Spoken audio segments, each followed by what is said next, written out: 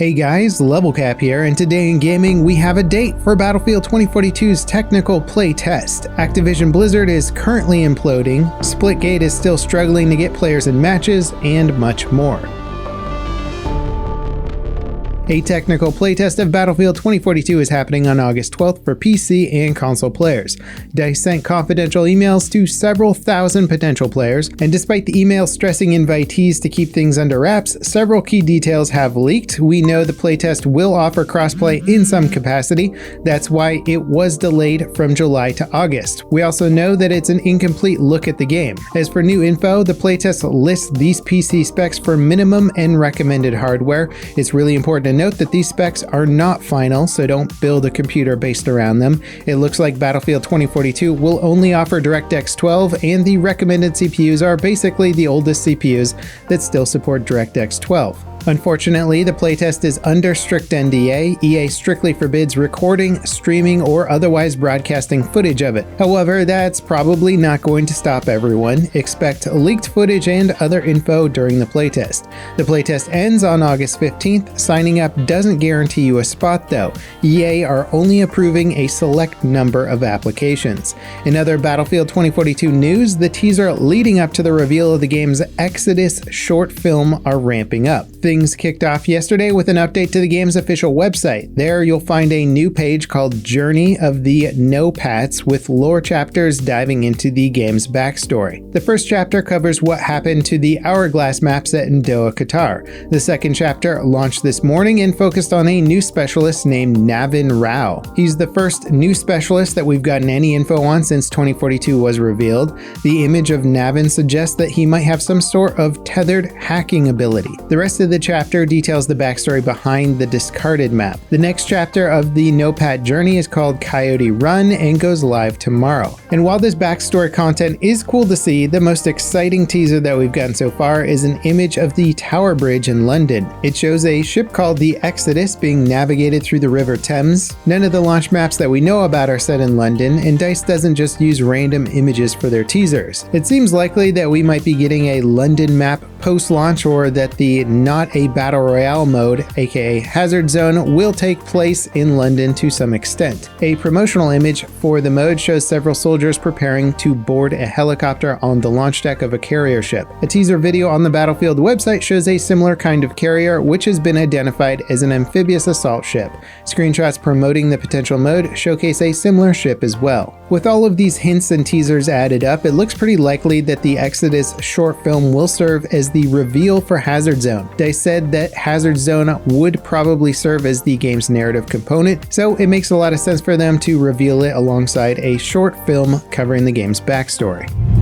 The Activision Blizzard workplace culture lawsuit has stirred a hornet's nest. Blizzard president J. Allen Brack has been replaced by Jen O'Neill and Mike Ybarra. Brack was named in California's lawsuit against the company. It cites his letting male employee Alex Alfrazabi off with a verbal warning after being reported for getting drunk and harassing female employees at company events. O'Neill and Ybarra seem like excellent choices for leadership positions at Blizzard, but it's unclear what impact they'll have on the company culture. One change that will have an impact, though, is Senior VP of HR Jess Meschuk has left the company. He wasn't named in California's lawsuit, but he allegedly mishandled harassment reports as well. Current and former employees have disclosed Meschuk undermined and discounted victims' experiences. They've also provided evidence that he bullied, belittled, or showed skepticism over alleged assaults and harassment. In the wake of this, employees at Activision Blizzard have formed a coalition called the ABK Workers Alliance. They criticized CEO Bobby Kotick's statement about California's lawsuit and the company hiring a union-busting law firm, WilmerHale, to review the HR policies. It's tough to say what this coalition can accomplish. By all accounts, Activision Blizzard's culture of harassment runs from the top down. In 2006, Kotick fired an actress working on a private jet that he owned after she reported being sexually harassed by the pilot. The actress filed a lawsuit over the harassment and wrongful termination, which led to a lengthy legal battle. Kotick was eventually forced to settle under protest for nearly $1.5 million.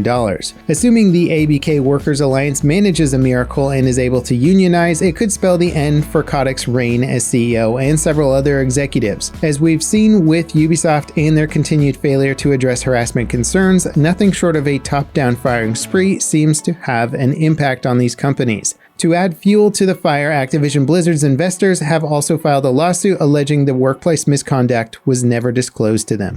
The PlayStation 5 is finally turning a profit for Sony. The company released a ton of info about the console over the past week. So far, it's sold over 10 million units. The disc version of the PlayStation 5 is now being sold at a profit. The digital version is close to being profitable as well. Sony also said that they've secured enough components to meet sales targets throughout March 2022. That means the availability of the PlayStation 5 should be much better this holiday season.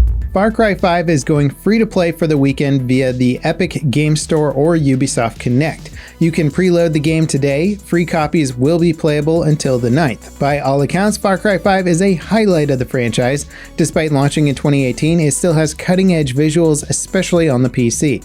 The only caveat is that there's no next-gen upgrades for the game on the PlayStation 5 or Xbox Series consoles. The good news is both consoles should run the game at 4K.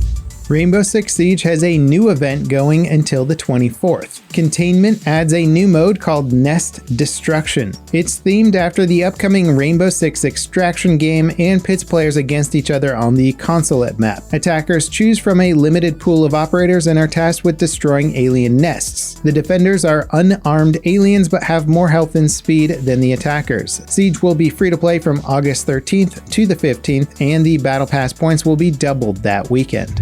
Splitgate's crossplay beta is still struggling under the weight of its popularity. The developers are working to increase server capacity, but they still rely on a lengthy queuing process to get players logged in. Unfortunately, the developers have confirmed increasing capacity isn't quite as simple as renting more servers for the game. They're increasing capacity every day, but catching up to the over 100,000 players trying to log in is a monumental task. At most, they were expecting 50 to 60,000 players across all the platforms. Steam alone is averaging 50,000 concurrent players.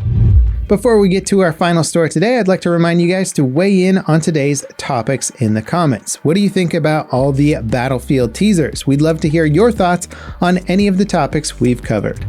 Amazon's upcoming MMO New World has been delayed by several weeks from later this month to September 28th.